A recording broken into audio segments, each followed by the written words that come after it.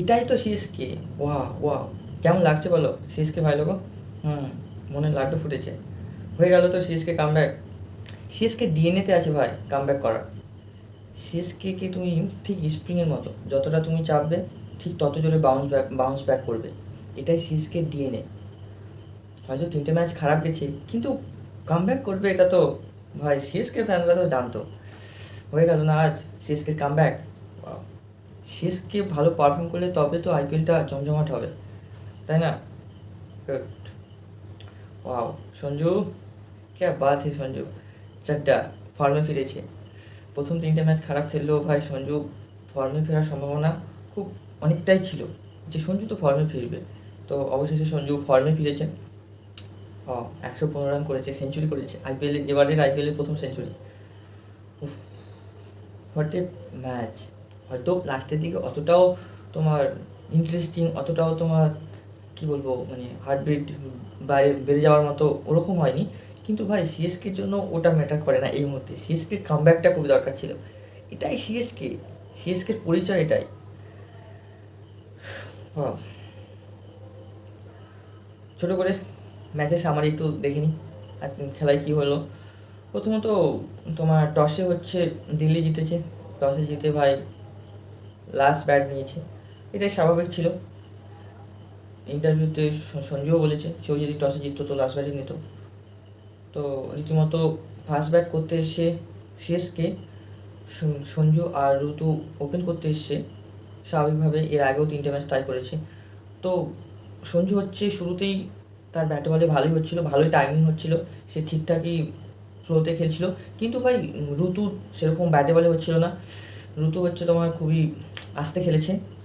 তো ঋতু হচ্ছে তোমার 15 রান করেছে 18 বলে, একটা মাত্র 4 মারতে পেরেছে। 100 নিচে তার স্ট্রাইক রেট ছিল ভাই। এটা একটা এখানে নেগেটিভ পয়েন্ট বলতে পারো। ওপেনিংয়ে সঞ্জু দুর্দান্ত পারফরমেন্স দিয়েছে বলেই ম্যাচটা বেরিয়ে গেছে, এটুকু বলতে পারো। তো সঞ্জু হচ্ছে তোমার 115 রান করেছে 56 বলে, 15টা 4 মেরেছে আর 4টা 6 মেরেছে, 205+ স্ট্রাইক রেটে ব্যাট করেছে এবং নট আউট গিয়েছে। ওয়াও, চারটা ওয়েল ডান বয়। তারপর তোমার আয়ুষ মাত্রেও ভালো পারফর্ম করেছে, 36 বলে 59 রান করে, 3টে 4 মেরেছে আর 4টে 6 মেরেছে। তোমার সে 163+ স্ট্রাইক রেটে ব্যাট করেছে। তারপরে তাকে রিটায়ার আউট করে নেওয়া হয়, তুলে নেওয়া হয় আর কি। তারপর দুবে এসে তোমার 10 বলে 20 রান করে, 2টো 4 মারে আর একটা 6 মারে, 200 স্ট্রাইক রেটে ব্যাট করে। তো 20 ওভারের শেষে 2 উইকেটে সিএসকে পৌঁছে যায় 212 রান। প্রথম ইনিংস শেষ হয়ে গেল 212 রান। এখানে ভাই মিডিলে মানে শেষের দিকে আর কি দিল্লি ভালো বল করেছে, দিল্লি বোলাররা শেষের দিকে ভালো বল করেছে। মাত্র 2টো উইকেট পড়েছে, একজন সেঞ্চুরি করেছে, তার সত্ত্বেও মাত্র 212 রান হয়েছে। তো আমার মনে হয় 20 রান মতো কম হয়েছে, 20 রান আরও বেশি হওয়া উচিত ছিল, ওই জায়গায় রানটা শর্ট হয়ে গেছে। তো এই হচ্ছে ব্যাপার। প্রথম ইনিংস শেষে 212 রান, 213 টার্গেট। তো সেকেন্ড ইনিংসে ব্যাট করতে এসে দিল্লি শুরুটা যেভাবে চেয়েছিল তারা ঠিক সেভাবেই করে ভাই। তোমার নিশাঙ্কা ভালো পারফর্ম করে, 24 বলে 41 রান করে, 5টা 4 আর 2টি 6 দৌলতে। সে 170+ স্ট্রাইক রেটে ব্যাট করেছে। তারপর তোমার রাহুল তো তোমার 18 রান করে 10 বলে, সে হচ্ছে 180 স্ট্রাইক রেটে ব্যাট করে, 2টো 4 মেরেছে, একটা 6 মেরেছে। এই হচ্ছে ওপেনিং জুটি, ভালো পারফর্ম করে। কিন্তু যেই ওপেনার আউট হয়ে যায় তারপরে ভাই মানে ব্যাটিংয়ের কোলাপস দেখা গেছে।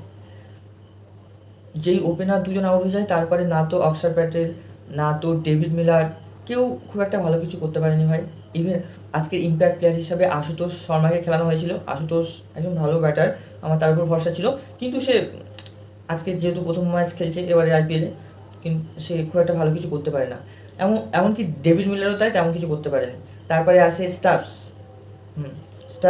আসে, সে হচ্ছে কিন্তু দুর্দান্ত পারফর্ম করেছে। 38 বলে 60 রানের একটা দুর্দান্ত ইনিংস খেলেছে, 4টে 4 মেরেছে আর 3টে 6 মারে। তো 157+ স্ট্রাইক রেটে সে ব্যাট করেছে। কিন্তু ওই সময় যেহেতু মিডিলে ঝটঝট করে উইকেটগুলো পড়ে গেছে, তো দিল্লি খুব চাপে পড়ে গেছিলো। তো স্ট্যাপস যখন ব্যাট করে সেই সময় শেষের মুহূর্তের দিকে এসে ভাই ম্যাচটা প্রায় চেন্নাইয়ের দিকে চলে গেছিলো। তারপরে যেই তোমার জেমি ওভারটন হচ্ছে স্টাফসকে আউট করে দেয়, তখন ভাই ম্যাচটা পুরো শেষ হয়ে যায়, তখন ম্যাচের আর কিছু বাকি নেই, তখন সবাই বুঝে যায় যে এটা সিএসকে জিততে চলেছে। তারপরে আর কি জাস্ট খেলতে হয় নিয়ম রক্ষার জন্য, খেলাটা আর কি চালাতে হবে, তো হয়েছে কোনো রকমে গড়িয়ে গড়িয়ে তোমার 189 রান পর্যন্ত গিয়েছে, এবং একদম ইনিংসের শেষের বলটা, ইনিংসের 19 ওভারের শেষের বলটা থেকে তারা অল উইকেট হয়ে যায়, 189 রানে 10 উইকেট পড়ে যায়, ব্যাস দিল্লি ইনিংস শেষ, সিএসকে ম্যাচ জিতে যায়। ওয়াও! এখানে সবচেয়ে ইম্পর্টেন্ট বিষয় হচ্ছে ভাই সঞ্জুর যেমন রান, সঞ্জু তো নো ডাউট, সঞ্জু হচ্ছে এখানকার প্লেয়ার অফ দ্য ম্যাচ এই ম্যাচের, এতে কোনো ডাউট নেই। কিন্তু ভাই এই ম্যাচটা জেতানোর পিছনে যার অনেক বড় অবদান রয়েছে সে হলো জেমি ওভারটন। জেমি ওভারটন ভাই দুর্দান্ত বোলিং স্পেল করেছে, 4 ওভারে মাত্র 18 রান দিয়ে 4টে উইকেট তুলে নিয়েছে, এবং 4টে ইম্পর্টেন্ট উইকেট নিয়েছে। ডেভিড মিলারের উইকেট আছে সেখানে, সেখানে স্টার্কসের উইকেট আছে। ওয়াও, খুব দুর্দান্ত ভালো পারফর্ম করেছে। সিএসকের আজকের ম্যাচ উইনিংয়ের জন্য সবচেয়ে গুরুত্বপূর্ণ ভূমিকা যেরকম সঞ্জুর ব্যাটিং, ঠিক সেরকমভাবে জেমি ওভারটনের বোলিং। আমার কাছে সিএসকের ব্যাটিংটা কোনো প্রবলেমের মধ্যে নেই ভাই, প্রবলেম হচ্ছে সিএসকের বোলিং। আজকে সেই সিএসকের বোলিংই কিন্তু ম্যাচটা জেতালো। বোলিং যদি ঠিকঠাক হয় তো সিএসকে কামব্যাক করবে, আগের মানে আগামী ম্যাচগুলোতেও জিতবে যদি বোলিং এরকমভাবে করতে থাকে। তো জেমি ওভারটন দুর্দান্ত স্পেল করেছে, নো ডাউট। তারপর অনসুল কম্বোজও তোমার 4 ওভারে 35 রান দিয়ে 3 উইকেট তুলে নেয়, এরা দুজনে খুব ভালো পারফর্ম করেছে বোলিংয়ের দিক থেকে। আর জেমি ওভারটন হচ্ছে একদম, জেমি ওভারটনও কিন্তু এখানে প্লেয়ার অফ দ্য ম্যাচের দাবিদার ছিল, যেহেতু সঞ্জু সেঞ্চুরি করেছে, নট আউট গেছে, তাই জন্য সঞ্জুকেই দেওয়া হয়েছে। এই ম্যাচটা ভাই ডিফারেন্স কী করে দিয়েছে, এই ম্যাচের টার্নিং পয়েন্ট যদি বলতে হয় তো অবশ্যইভাবে ভাই জেমি ওভারটনের বোলিং স্পেল, মাত্র 18 রান দিয়েছে এবং 4টে ইম্পর্টেন্ট উইকেট নিয়েছে। আর ফিল্ডিং, সব থেকে দুর্ভাগ্যর বিষয় দিল্লির জন্য ভাই, সেটা হচ্ছে ফিল্ডিং খুবই খারাপ করেছে, তারা অনেক ক্যাচ ছেড়েছে। সিএসকের হচ্ছে ফিল্ডিং পারফরমেন্স আজকে খুব ভালো ছিল, এই বডি ল্যাঙ্গুয়েজটাই তো সিএসকের পরিচয়, এর জন্যই তো সিএসকের এত নাম। সিএসকের এই বডি ল্যাঙ্গুয়েজটাই হচ্ছে সিএসকেকে এত বড় আইপিএলের সবচেয়ে সাকসেসফুল টিম হিসাবে পরিচিত দিয়েছে।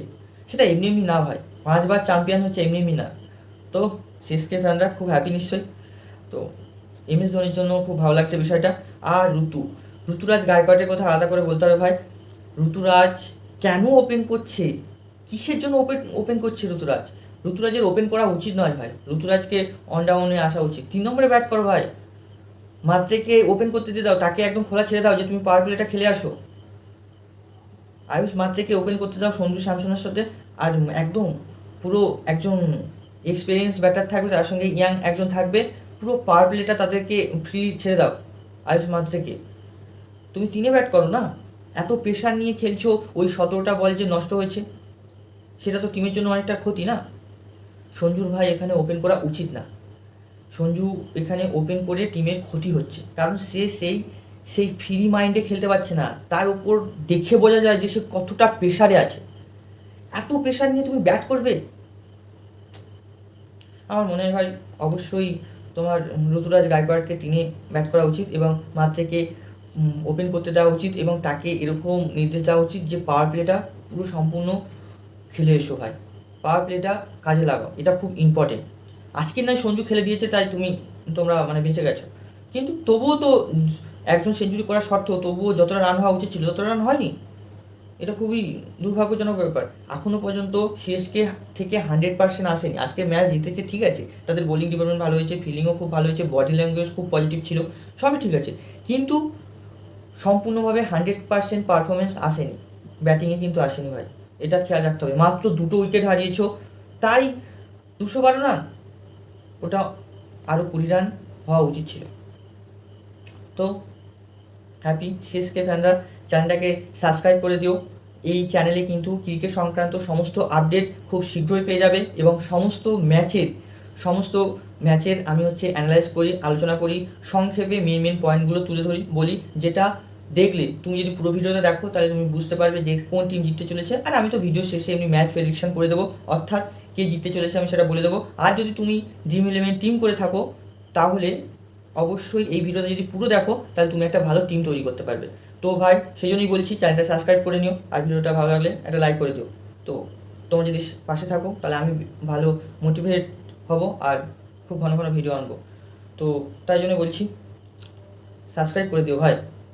ঠিক আছে, ভিডিওটা এখানে শেষ করছি, দেখা হবে পরের ভিডিওতে। টেক কেয়ার, জয় হিন্দ, জয় ভারত।